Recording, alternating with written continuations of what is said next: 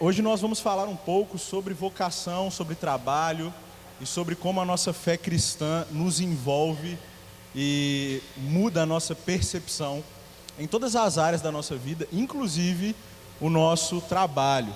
E sem mais delongas, eu já gostaria de convidar o pastor Martinho Júnior e nosso irmão Jorge Oliveira para compor essa mesa incrível que nós teremos aqui. E de antemão é uma alegria para mim hoje já ter aqui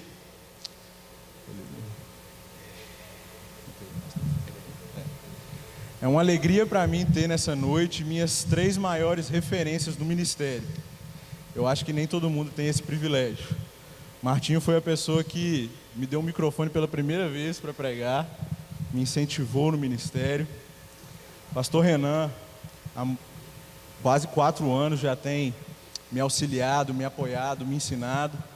E o pastor Lucas Machado, que nunca deu as costas para os meus questionamentos, sempre me ajudou demais. Isso é uma dádiva, gente, isso é graça. E eu queria que vocês já se apresentassem. Tem um microfone aí atrás? Queria que vocês se apresentassem, falassem um pouco aí da vida de vocês, do ministério, do trabalho de vocês. Fiquem à vontade. Boa noite, me chamo George, eu sou membro aqui da IPBE, sou casado com Rebeca, vai fazer 9 anos, nós temos por enquanto 4 filhos, Daniel de 7 anos, Maria de 5, Pedro de 3 e Gabi de 1. Quem vem no culto aqui da manhã, domingo da manhã, vai ver a gente puxando alguma criança por aí. Também faço parte do ministério que chama DNA, né? Aliança Discipuladores de Nações, onde a gente trabalha com cosmovisão também. Tá vendo? Ele está empolgado, assim, já, o 4 por enquanto. Mas antes, assim, queria dizer da minha profunda alegria e honra de poder estar aqui nessa igreja, sempre muito conhecida pelo zelo na palavra e fidelidade e tudo. Quero agradecer muito pelo convite, né, Ian, pastor Renan, pelo privilégio, né, e responsabilidade de estar aqui. E eu, além de exercer o ministério como pastor, sou formado em Direito e trabalho na Justiça Federal. Fui servidor do TRE também, antes fui bancário, Caixa Econômica, né, e agora eu conjugo aí tanto o exercício ministerial como também o trabalho que exerço há 19 anos na Justiça. Legal, legal demais. Gente, antes da gente começar as nossas perguntas, hoje a gente está sorteando o livro de Timothy Keller, Como Integrar Fé e Trabalho, tá? Para você participar desse sorteio, basta você tirar uma foto, colocar no seu Instagram, marcando o Instagram da rede, @a.rede, e o Instagram da IPBE, @IPBEJP, tá? Se você fizer isso, o seu nome já estará automaticamente no sorteio e ao final do café a gente vai entregar aí para o ganhador, beleza? Você pode fazer isso a qualquer momento a partir de agora. Qualquer dúvida, você vai procurar ou nossa irmã Rebeca ou nossa irmã Stephanie. Não estou vendo Stephanie agora, mas enfim, procurem elas. Mas é simples, só tirar a foto e colocar, tá bom? Vamos lá, gente, vamos começar trabalhando um pouco aqui sobre o conceito de trabalho, mais especificamente um conceito muito utilizado em relação à cosmovisão cristã, que é o conceito de vocação, não é? O que é vocação e por que a gente usa esse termo? É interessante a gente falar sobre esse termo, principalmente na época que a gente vive, porque existe uma busca muito, muito grande pelos jovens, né? Para encontrar aquilo que ama, é um desejo de fazer ou descobrir a vontade de Deus para a minha vida, e essa tensão é muito forte no jovem, a gente entende disso. Coisas que gerações passadas eles não tinham tantas, esse questionamento era mais encontrar um trabalho para prover o alimento para a família e acabou. Hoje em dia a gente tem muitas opções, muitas coisas, mas o nosso foco é de voltar, na verdade, para a essência bíblica do que é vocação, a voz de Deus que chama, né? Se pegar aquela palavra do latim que fala vocare, né? o chamado, aquela voz que chama, a gente tem que pensar quem é que está chamando, na verdade, quem é Deus. Nós devemos olhar para Deus, quem Ele é. E aí a gente vai encontrar isso na narrativa bíblica. E aí quando a gente entende essa narrativa bíblica do que Ele chamou, a gente percebe que nas Escrituras existem, algumas pessoas chamam de duplo chamado. O primeiro chamado é o chamado à fé, chamado do Evangelho, né? Aquela 1 Pedro, né? Ele vos chamou das trevas para a maravilhosa luz. A igreja é chamada por Deus para isso, e é um chamado de arrependimento, um chamado de mudança de vida, sendo que a gente não para por aí. A gente entende o chamado do Evangelho, não é que ele é menos importante, de jeito nenhum, né? Mas nós também temos uma missão nessa terra a cumprir, e que alguns chamam de mandato cultural. A Bíblia ela não começa em Mateus, não começa nos Evangelhos, ela começa em Gênesis, e ela também não começa em Gênesis 3, na queda, ela não começa na desgraça que acontece no mundo, no pecado entrando, não, ela começa no princípio, Deus criou os céus e a terra. Então quando a gente entende nosso chamado desse mandato cultural, né, de criar cultura, de trabalhar para que Deus seja glorificado, a gente entende esse princípio de vocação. Deus ele tem uma narrativa completa. O mundo não gira em torno de você, querido. Você que é cristão, você que é servo de Deus, que se arrependeu dos seus pecados e crê em Jesus como seu Salvador, você agora tem um Senhor, e você é servo dele, e agora a sua vida não é sua, é dele. Então o foco, muitas vezes, dessa tensão que se vive, como eu comecei falando, do jovem nessa ansiedade, dessa busca e tudo mais, é porque às vezes ele quer fazer algo que volte para ele, e nossa vida não é para a gente.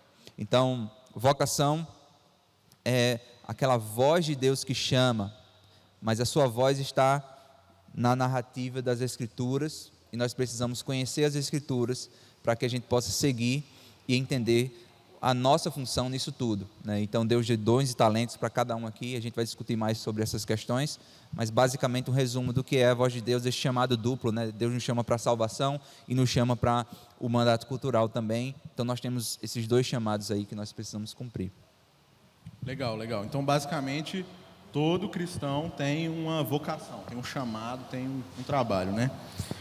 Pastor, o senhor que provavelmente deve receber essas perguntas muito, né, o tempo inteiro, sabendo que todos temos um chamado, uma missão, uma vocação nesse sentido, como alguém pode descobrir a sua vocação?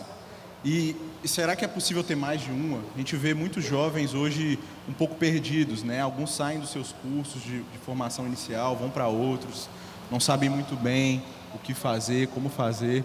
Como é que o senhor lidar com isso? Como o senhor responderia a isso?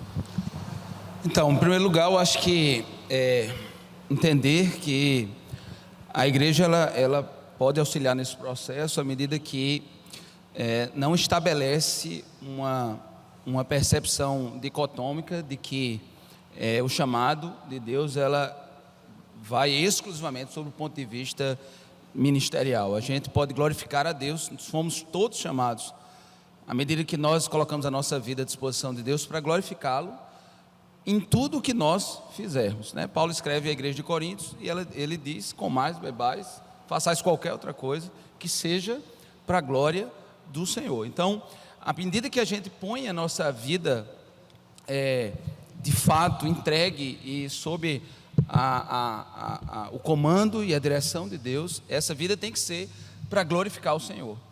E eu acho que uma das primeiras coisas que a igreja tem que fazer é entender que Deus usa pessoas para a sua glória, tanto no âmbito ministerial interno, como também para a sua glória, fazendo diferença na sociedade, neste mundo criado por Deus e sobre o qual Deus exerce sua soberania, não perdeu a sua soberania, obviamente, e entender que eu posso ser um instrumento da glória de Deus quando eu sirvo na igreja do Senhor, a sua igreja, mas eu sou também instrumento de Deus em outras áreas, em outros locais, manifestando a glória do Senhor lá e fazendo a diferença.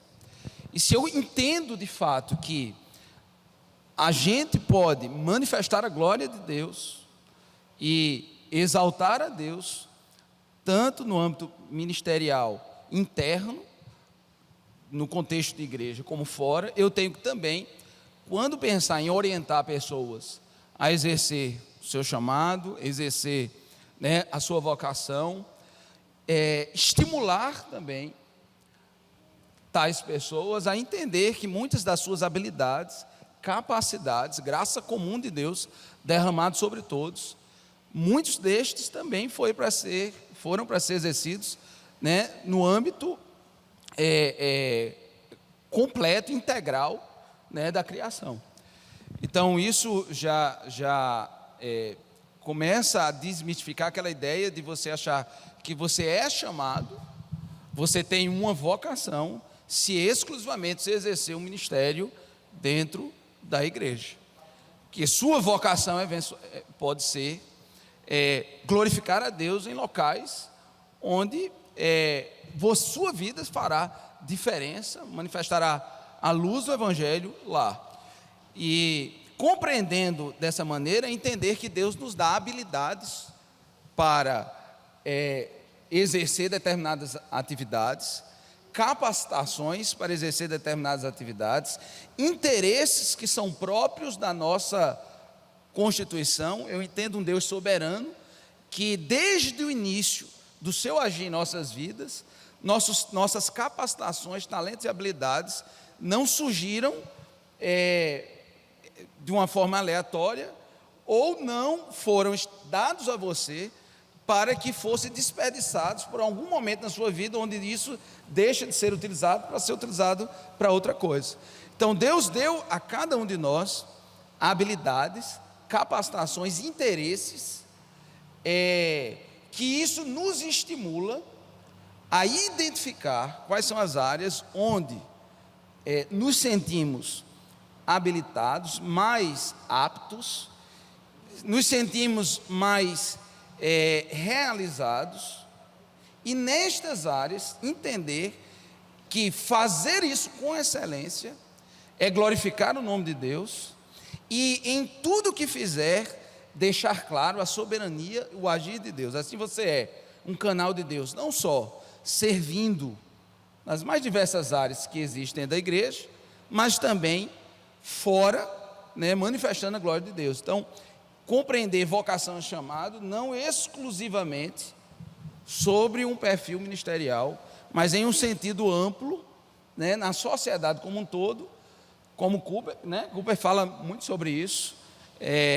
Foi primeiro-ministro, foi fundador da Universidade de Amsterdã, né, um homem muito conhecido e que marcou sua geração, seu tempo, sendo um teólogo, sendo um homem apegado às Escrituras, mas que alterou o contexto e a cultura da sua vida, exercendo um talento, um dom que Deus lhe deu para a sua glória. Então a igreja, eu acho que deve estimular isso, a entender que as aptidões e as habilidades que nos são dadas e áreas de interesse, isso não acontece aleatoriamente, é a vontade de Deus e o agir de Deus na nossa vida. E quando essas aptidões elas são compreendidas e são bem exercidas, você entender que você está fazendo isso para a glória de Deus, e Deus está sendo glorificado nessa área também. Legal. Só complementando isso aí, um exemplo bíblico. Sua água está aqui, viu, cara? Tá, obrigado. Um exemplo bíblico disso, Ian falou no começo sobre... Eu vou botar... Um problema estrutural aqui, gente, acontece. Mas tava... um exemplo bíblico. Às vezes o jovem fica assim: eu tenho que descobrir a vontade de Deus para a minha vida e tenho que seguir isso a minha vida inteira. Mas se você pegar a narrativa bíblica, a história de Davi, ele começa como um pastor de ovelhas, aí depois ele vai ser músico, aí depois ele é guerreiro, depois ele trabalha na área de governo. E em todo momento ele está cumprindo a vontade de Deus para a vida dele. Então essa tensão que a gente vive, eu tenho que hoje saber exatamente como vai ser até o fim da minha vida. A gente precisa acalmar o nosso coração, né, para entender isso. E até o que o pastor estava falando sobre essa dicotomia, nessa questão de eclesiástica, servir a Deus é servir no ministério, com missão, no sentido de evangelismo. A gente olha também no Antigo Testamento, a narrativa inteira bíblica é sobre governantes, sobre pessoas que estão tendo funções que hoje para a gente não seria gospel, né? Não seria prefeito e tal, então não, é só missionário que a gente tem que tratar, missionário, pastor, que não é o que acontece, né? Então a gente tem que pensar nisso. Claro que a narrativa bíblica tem um propósito, né, de mostrar a redenção, aponta para Cristo, tudo é sobre Cristo, mas a gente pega esses exemplos de pessoas que estão servindo a Deus com o que eles estão fazendo. Só um comentáriozinho. Não, ótimo, legal. E eu percebo que muitas vezes também, se a gente não chega ao erro de dizer que é só o ministério que glorifica a Deus, às vezes a gente tem a tendência de dizer que é só alguns trabalhos que glorificam a Deus, né?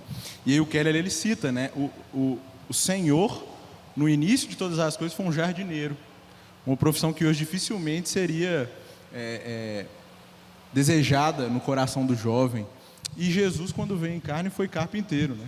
E algumas pessoas até perguntam, mas o que Jesus fez até o início do seu ministério, né? Não há relatos do que ele estava fazendo. E algumas pessoas sentem dificuldade de pensar que ele estava, talvez, só trabalhando, só, entre aspas, né? Trabalhando com carpintaria, né? Então, eu acho que realmente, assim, a gente tem que, algumas vezes, remodelar nossa mentalidade, né? Permitir que o Espírito remodele nossa mentalidade, porque o trabalho é uma bênção em todos os seus contextos, né? Muito legal, muito legal. Jorge, como você que trabalha numa organização que contribui com isso, né? Como é que você poderia dizer para a gente que o Evangelho pode ser integrado ao nosso trabalho, à nossa vocação? Como é que a gente pode fazer isso nos mais diversos trabalhos aí e profissões? Essa pergunta só existe hoje por causa da dicotomia na nossa mente, essa dicotomia, essa separação. Se você pega um reformador, se você pega os puritanos, se você pega na história da igreja, a pessoa, como é que eu vou juntar o trabalho ao Evangelho? Ele vai dizer, como assim?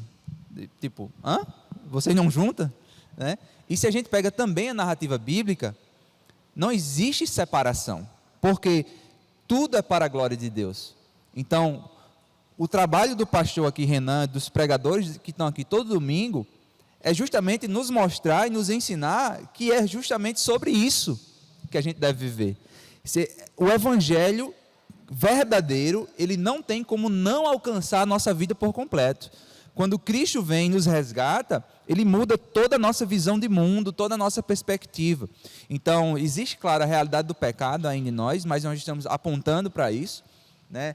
Então, quando a pessoa é convertida, ela não tem como ser a mesma pessoa no trabalho, não tem como ser a mesma pessoa na universidade, porque agora aquilo que ele faz tem um significado maior de serviço e apontando para a glória de Deus. Então, como é que eu vou fazer isso? Entendendo o Evangelho, entendendo o que Jesus fez por nós, porque a grandeza do que é isso, né, do que Deus faz por nós, e aí a gente vai começar a entender que existe uma realidade maior do que eu, né? Deus criou um mundo perfeito, Deus criou um mundo que estava inacabado, é verdade, ele chama Adão para trabalhar no mundo, mas ele criou perfeito, entra o pecado, e quando o pecado entra no mundo, ele destrói todos os níveis, né, a questão noética, né, do pecado do pensamento, a questão a física, a questão alcança as outras gerações, e o pecado entra no mundo, mas a gente vê na narrativa bíblica que Jesus veio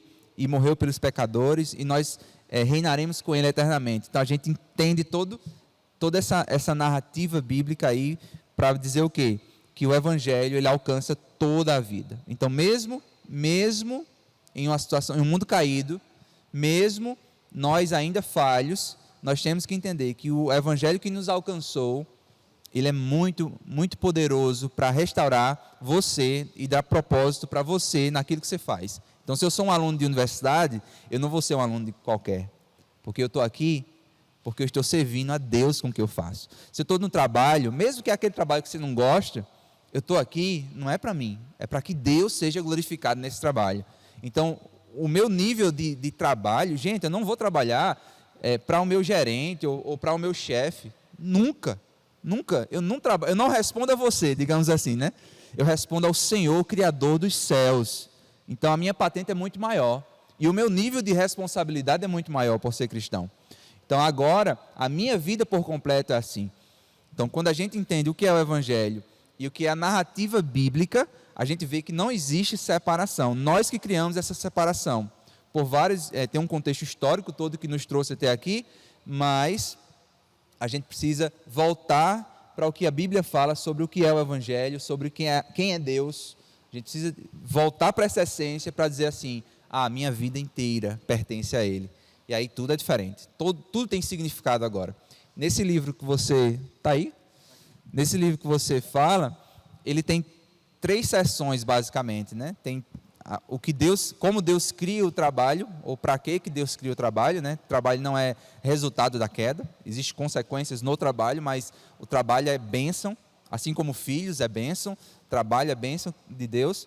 Aí outra parte, ele fala da queda, os efeitos do pecado no trabalho, e por fim ele fala da graça do Evangelho também que ocasiona no trabalho. Aconselho você a ler, se você não for aquela pessoa que vai ganhar, né? Talvez você, né?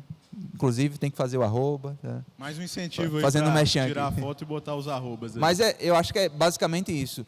Como não? Né? Como juntar o Evangelho com o meu trabalho? Na verdade a pergunta é como não? Isso aí a gente tem que realmente voltar para o que é o Evangelho e ver que não tem como se separar, né? Nesse sentido. Legal. Você quer falar algo? Não, eu acredito que a gente faz uma divisão de áreas na vida, a gente secciona a vida em áreas. Essa secção às vezes nos ajuda a nos organizar. A gente divide área familiar, divide profissão, a gente divide às vezes, né, atividades ministeriais no âmbito da igreja, e a gente vai seccionando, a gente divide saúde e tal, e a gente vai seccionando a vida para nos ajudar a entender e a organizar a vida. Mas o homem não é isso, e às vezes um desajuste numa área dessa perturba todas as demais, porque nós somos um ser complexo, mas único, e quando nós colocamos a nossa vida nas mãos do Senhor, toda essa complexidade vai junto, todo o nosso ser vai junto. Deus não é, a gente organiza a vida em áreas, e nestas áreas Deus é Senhor de tudo. Nestas áreas Ele é soberano sobre todas elas. E quando a gente começa a perceber e fazer distinções, né, como colocar evangelho, meu trabalho, tal, você está fazendo aquele exercício como se, ao seccionar a sua vida, Deus também estivesse limitado a uma dessas áreas. E não é isso, Ele é Senhor, nós somos servos, e a partir de então vivemos para a sua glória, e isso tem que ser manifesto na excelência que a gente faz em tudo. E o apóstolo Paulo já nos falava sobre isso, né? Como quem faz para Deus, e é isso que tem que ser feito. Há pessoas que são contrárias, inclusive, são excelentes no trabalho, e quando vai exercer algo ministerial, são relaxados. Então são extremamente, né, perfeccionistas em áreas, né, do seu trabalho, e outras não. O chamado é que tudo que nós fizermos seja para a glória do Senhor e seja visto Deus soberano em nossas vidas, em quaisquer dessas áreas. Isso envolve família, trabalho, e todas as demais áreas que a gente organiza só para efeito de compreensão, mas que Deus é Senhor de todas elas. Legal, muito bom. Como é que vocês acham que a igreja consegue contribuir, além da pregação do evangelho, do sermão dominical, como a igreja consegue contribuir para promover um avanço nessa mentalidade profissional, nessa mentalidade de responsabilidade que nós temos fora das paredes da igreja, né, nas mais diversas áreas? Como a igreja consegue preparar melhor os jovens para exercer sua profissão fora do ministério, principalmente? Porque acho que dentro do ministério talvez seja uma resposta mais fácil para nós, mas fora, como que a igreja pode fazer isso? Eu acho que, primeiro, Um momento como esse já é algo que, de alguma forma, contribui à igreja para essa compreensão, né? Uma compreensão mais, eu diria mais completa, né? Mais integral do que o Senhor é para nós e sobre o seu senhorio em nossas vidas. Segundo, estimular, eu posso aqui lembrar de várias mensagens que já preguei, falando sobre a importância de que se levantem daqui professores, que se levantem daqui políticos íntegros, que se levantem daqui as pessoas que irão dirigir a nossa cidade, nosso estado, nossa nação, e ser um estimulador disso. Um estimulador para que isso seja feito com santidade. Porque fora do ambiente eclesiástico, as pessoas são encorajadas a serem referência lá fora. E a igreja não pode ser aquele que vai ensinar de forma contrária. Não, a gente tem que ensinar que eles sejam referências. Não para que você bata no peito e diga que você é bom, mas para que em todos os lugares que o Senhor te colocar, Deus seja glorificado e Deus seja exaltado. E que no seu crescimento e nas áreas que o Senhor te colocar, Deus seja engrandecido. E que sermos um canalizador dessa compreensão. Então, eu oro que as pessoas elas vejam em Deus da maneira como nós tratamos dentro de casa. Porque não adianta você ser um bom pregador, um grande conhecedor da palavra, não adianta você ser um hábil intelectual da fé e ser um péssimo funcionário, um terrível pai de família, um terrível mãe, filho. Você sabe muito, mas esse saber não fez diferença na sua vida. Conhecer o Evangelho é manifestar a glória de Deus quando os seus amigos de trabalho olham para você e se espelham em você. Quando os seus colegas de profissão olham para você e admiram você. E Deus será glorificado com isso. A partir do momento que a gente estimula, eu creio, por exemplo, que houve um erro absurdo, historicamente, de ter entregue as universidades, né, nessa visão dicotômica que nós falamos aqui, entregue as universidades. Acho que hoje a transformação do ambiente acadêmico em um ambiente que exalta ao Senhor não se dará apenas por bons alunos, mas por professores que façam diferença numa sala de aula, por professores que chefiem departamentos e coordenações, por orientadores que farão diferença. Isso só vai acontecer quando se levantar da juventude e da igreja pessoas que façam essa diferença. E aí talvez, se a gente compreender um conceito dessa forma, a gente vai entender que a gente pode ensinar uma criança no caminho que deve andar dentro da igreja, e quando ele chegar no trabalho, ele vai ter um professor que ele admira e que serve a Deus e que glorifica a Deus, e ele entender que no início da caminhada, até no exercício da profissão, Deus pode ser exaltado. Então, acho que mais ou menos nessa concepção. Muito bom. Muitos jovens, né? Mais perto. Desculpa. Muitos jovens se preocupam. A gente tem uma tendência muito forte de se preocupar com a questão apologética, né? De defender a fé e falar cosmovisão. Essa palavra é uma palavra quente nos dias de hoje. Mas eu acredito que, somando com o que o pastor falou, a questão da pregação, as famílias, né? Vocês estão nessa fase, né? Namoro, noivado, casar. As famílias precisam investir no discipulado dos filhos, né? A igreja. Às vezes a gente se preocupa com o jovem ou adolescente fazendo diferença, que é importante se posicionar e tudo mais, só que a gente precisa catequizar os nossos filhos, né? Catequizar, e às vezes escuta essa palavra no sentido, parece católico, né? Mas não, é catequizar nos princípios da palavra, fazer perguntas para ele. Quem foi que criou você? Daniel, de 7 anos, você vai, Daniel, quem fez você? Ele, Deus. E o que mais Deus fez? Todas as coisas. Gente, só nisso aí a gente já pega um argumento de criação do universo, e ele entende que o mundo foi criado por Deus e que ele fez todas as coisas. É muito forte e muito poderoso você inculcar isso nas crianças desde cedo. E quando ele cresce, ele não cresce longe dessa realidade. Quando as pessoas dizem de Big Bang e tal, ele vai aprender sobre isso, ele vai saber debater sobre isso, mas a base já foi firmada ali, sabe? E a outra coisa justamente sobre o que o pastor falou, sobre ser intencional nas áreas que você está envolvido, né? Se você está estudando pedagogia, você está bebendo de uma fonte da universidade, por exemplo, totalmente humanista e secular. Então, muito provavelmente, né, 100% de certeza que ela foge dos parâmetros das Escrituras. E o que é ser uma pessoa que trabalha com educação, o que a Bíblia tem a dizer sobre a educação.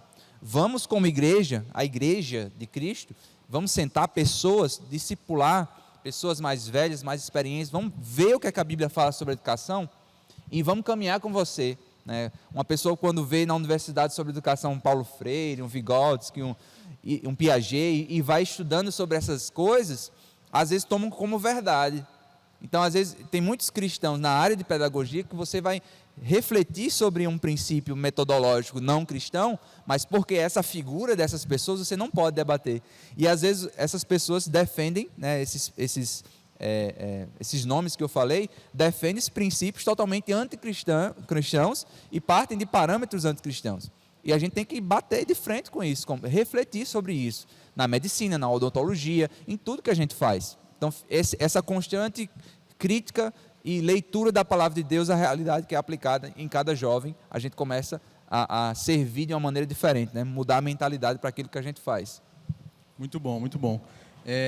Eu me lembro que eu estava no primeiro período da faculdade de Direito e eu estava meio ansioso para ir para o seminário. Meu pai disse assim, não, você não vai não, você vai para o seminário quando você estiver ganhando dinheiro, né? E eu fiquei, na época, eu fiquei assim, chateado, queria estudar teologia, né? E eu tive uma conversa com o Martim falou assim, meu irmão, continue na faculdade, né? E eu cheguei aqui na IPBR e Renan disse, continue na faculdade. E, cara, como foi uma bênção para mim, assim, foi desafiador, né?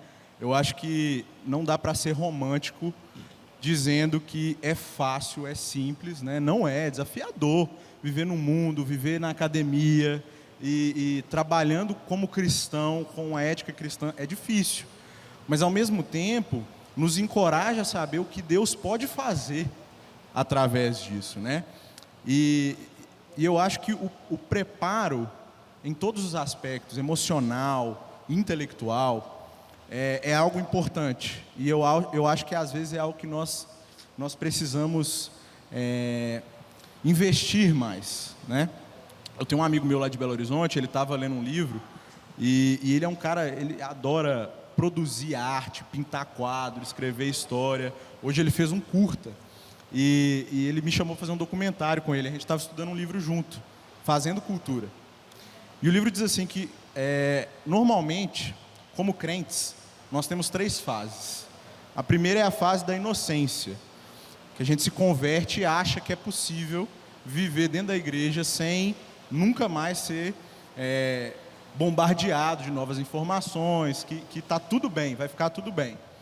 A segunda fase é a fase da curiosidade, do conhecimento, que nós descobrimos algumas coisas, como cosmovisão. A gente entende agora que todas as coisas estão debaixo do governo de Deus, né? Que todas as coisas são alcançadas pelo poder do Evangelho.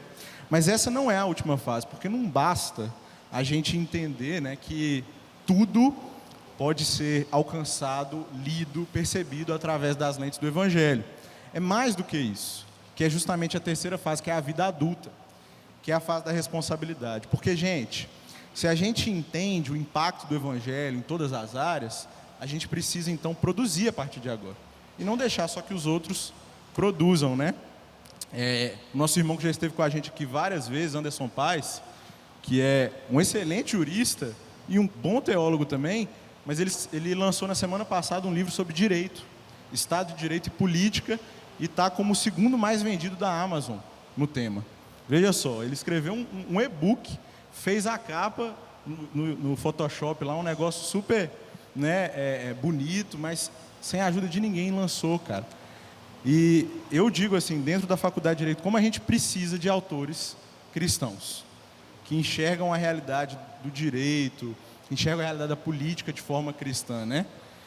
E veja, ele não lançou um livro teológico, não tem nenhuma referência teológica no livro, mas a visão de Cristo está por trás daquilo, né? Então eu acho que realmente a gente precisa assumir responsabilidade. Responsabilidade na nossa geração, responsabilidade para a próxima geração, como o George falou, né? Ensinando os nossos filhos nisso. Isso é muito importante, de fato. Eu, só pegando um gancho aqui, eu fui professor de Direito um tempo, e eu ensinava especificamente para concurso. Então comecei a me dedicar nisso, e já exercendo o ministério, e eu me lembro quanto o exercício dessa área na minha vida foi bênção, como uma forma de expressar a glória de Deus. Eu não me lembro o número de vezes, de tantas quantas foram as vezes, de pessoas que participaram do ministério, se envolveram no ministério, e depois, quando eu fui perguntá-los, o primeiro contato que eles tinham tido foi em uma aula de direito administrativo que eu tinha dado, que eu tinha ministrado. Eu fazia algo quando eu ensinava. Quando você vai dar aula para concurso público, então você acerta com o dono do curso quantas horas você vai dar. Então, todo curso que eu ia ministrar, né, saía ali o edital, ou a gente conhecia o edital pelos sucessivos concursos que já tinham acontecido, e aí a gente faz uma negociação com o proprietário do curso, não só do valor das aulas, mas as aulas que você vai ministrar. E eu sempre acertava tudo direitinho. E aí, quando eu ia ministrar o curso, o que eu fazia? Eu dava o curso todinho, sabia lá, e minha última aula, depois de eu ter concluído o edital, depois de ter, normalmente eram 2 ou 3 aulas, horas de aula, então, quando dava a última hora da minha última aula, eu perguntava, né, sobre essa perspectiva de sentido da vida, tudo, pregava o evangelho e acabava. Acabou-se. Deixei como última mensagem, a mensagem mais importante de todas as aulas que ministrei, de que não adianta você ganhar o mundo inteiro e perder a sua alma. E terminava com isso, ninguém podia reclamar, acabou o curso, edital vencido, tudo, né? Acabou, nunca tive uma reclamação, mas Deus sabe quantas pessoas não foram impactadas. De eu fazer isso, eu acho que por 4 anos seguidos, na universidade, na Federal, quando inaugurava, né, começava aí uma nova turma, havia uma semana de aulas inaugurais, e por 4 anos seguidos, eu fui ministrar na UFPB, para os alunos calouros da universidade, sobre o sentido da vida, e sobre isso, que surgiu dessa última hora de aula, que eu ministrava nos meus cursos para Direito Administrativo. Então, era algo que era muito puxado na época, conciliar tudo, mas eu, no final de muito cansaço, né, sabendo conscientemente do ministério e tudo, me animava, porque eu sabia que ali sementes, né, estão sendo plantadas, né, e o Senhor haverá de ser glorificado, e por muitas vezes eu vi o resultado disso. Então, eu digo assim, é um exemplo, né, de algo que, quando é feito de uma forma Deus seja glorificado, talvez você vai ser esse instrumento que Deus vai usar lá, para que o seu chamado eficaz possa se concretizar na vida, né, e se realizar na vida daquela pessoa. Um parêntese também, já que a gente está falando sobre esse tema, em relação à faculdade. Todo mundo acha que tem que fazer faculdade. A cultura diz isso, as pessoas dizem isso, é aconselhável que se faça, mas a Bíblia não nos garante nada com faculdade, certo? Se você tem uma vocação específica a ser cumprida, você vai fazer a faculdade e tudo mais, mas às vezes até o feminismo, né, inserido na cultura, e A mulher, ela pode muito bem fazer uma grande missão de ser mãe, de cuidar da sua família, e isso é valorizado diante de Deus. Então, um diploma é muito importante. Eu não quero desmotivar ninguém a buscar um diploma, mas isso não define quem você é. Em Tito, capítulo 2, fala do papel da mulher como mãe, nutrindo sua família, servindo seu esposo, e isso é muito mal visto pela cultura de hoje. Uma mãe, ela está mudando uma cultura, e a gente precisa falar sobre esse papel para as mulheres. Mulheres, almejem ser mães, queiram cumprir essa missão, porque essa missão é bênção. Essa missão não vai tirar sua dignidade. Talvez as pessoas com mentalidade secular podem olhar para você para baixo, mas isso é um trabalho honroso diante do Senhor, de cuidar dos filhos, de ser dona de lar.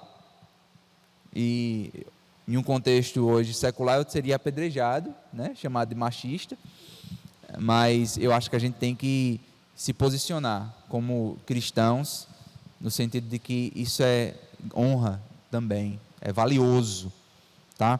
Então, busquem aquilo que vocês têm dons, aquilo que vocês têm talentos, mas não entrem no padrão do mundo, que tem que ter isso, tem que ter aquilo.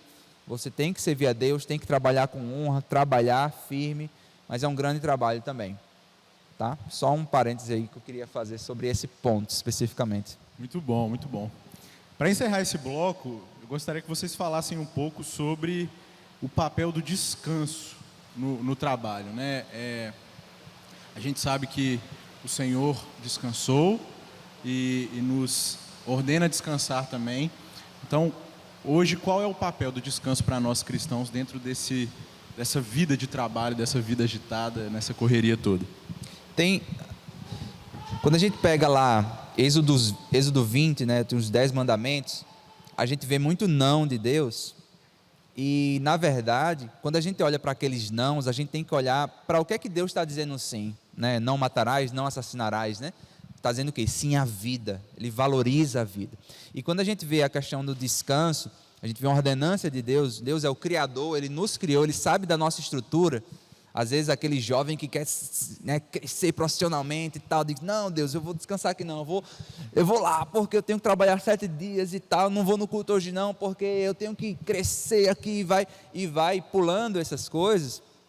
Ele está dizendo que se conhece mais do que Deus, e Deus conhece a nossa estrutura, Deus sabe da nossa necessidade, Deus sabe, Deus institui esse dia também como o dia do Senhor para que a gente siga esse mandamento, né, de estarmos juntos como igreja, servindo ao Senhor juntos.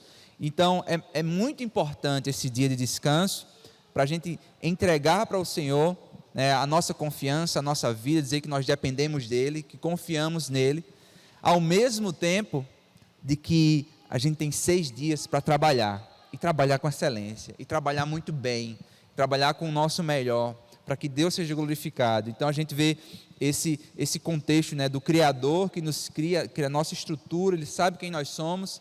Esse dia é muito importante do descanso, de focar no Senhor, de focar, de estar junto como igreja, né? O dia de domingo é um dia muito importante. A gente traz o sábado no Antigo Testamento, e a gente entende que o domingo é o dia do Senhor, para a gente valorizar e honrar, servir a Deus nesse dia, ao mesmo tempo que a gente valoriza os 6 dias que a gente deve trabalhar, e trabalha com excelência para a glória de Deus. Legal. Se você não afia o machado, você tem que bater com maior força. A palavra nos diz isso, né? Eu entendo que o descanso, ele faz parte da compreensão de uma perspectiva de que a gente não é máquina. Nós não somos máquinas, e se de fato queremos dar o nosso melhor, esse melhor inclui também um tempo de recuperação, um tempo de restauração, um tempo de dependência. O descanso também implica dependência de Deus. E para que a gente possa se reabilitar, se reorganizar e poder sim dar o nosso melhor em seguida. Acho que o grande problema de descanso é às vezes a inabilidade de cuidar com o tempo. Há pessoas que dizem assim: eu não tenho tempo de descansar. Às vezes você tem que saber se é porque realmente você não tem tempo de descansar ou porque você não está organizando corretamente o seu trabalho e otimizando as suas atribuições. Porque se você não tem uma organização de tempo adequada, se você não tem uma otimização do seu tempo, obviamente, você vai ter que despender mais tempo, e talvez tempo que seria necessário para a restauração, reorganização emocional, física, espiritual da sua vida. Então, eu acho que a gente precisa entender da necessidade disso. A gente precisa saber administrar melhor o nosso tempo e incluir nesta administração o tempo de descanso, que não é tempo ocioso. Tempo de descanso não é ociosidade. Porque se você entende que você está descansando para você produzir melhor, que você entende que você está descansando para ter tempo de investimento na sua família. Eu tenho um lazer absurdo de estar com meus filhos brincando, com minha família. Ali pode ser descanso, mas é também compreendido para mim, é tempo de investir na minha família, é tempo de investir com meus filhos. Então, descanso não é ociosidade. Ociosidade é outra coisa. Descanso é você entender que você tem algo a realizar, sua vida deve glorificar a Deus, e isso envolve restabelecer física, emocional, espiritualmente, é depender, entender que Deus vai cuidar de você naquele tempo que você vai parar. Ao longo desses meses, de pandemia, muitas pessoas que disseram: eu não tenho tempo para nada, foram forçados a parar. Muitos comerciantes que disseram: eu não tenho tempo para fechar a minha loja, descobriram que foram forçados a ter. Então, eu acho que tem muito a ver com essa, primeiro, saber que Deus vai cuidar, Então, envolve um senso de dependência de Deus, envolve organização de tempo, e 3, envolve uma consciência de que o tempo de descanso é tempo útil também, porque ele vai repercutir em uma estabilidade melhor, em uma longevidade, em uma estabilidade. Agora, eu confesso que às vezes a dinâmica da vida nos exige, e eu e você eventualmente pode lidar aí com o tempo e não parar. Mas uma coisa é você fazer achando que isso é o certo e repetir. Outra coisa é você viver na dinâmica da vida e entender que você precisa se organizar para isso. Então, eu mesmo sei que tenho deficiência nessa área. Sei que tenho coisas que eu preciso melhorar nessa área. Então, tem que ser compreendido dessa forma, e não dizer assim, é assim, e às vezes envaidecer-se de não ter tempo, de não ter descanso. Envaidecer-se de às vezes dizer assim, eu não paro para nada. Eu acho que se a gente mudar e entender que não só o dia, mas Deus estabeleceu ano de descanso, tempo de descanso para a terra, o Senhor estabeleceu isso várias vezes. Então a gente precisa colocar na administração do tempo para restauração, para dependência, glorificar o Senhor e investir em outras áreas da vida que são tão importantes para nos restaurar plenamente. Legal, legal.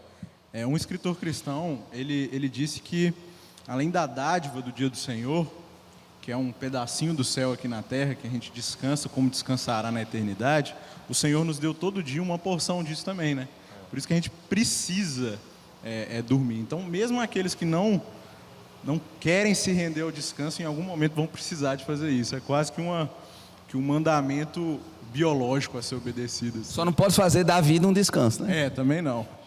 Já é o preguiçoso. Gente, a gente vai ter uma interrupção agora, um intervalo.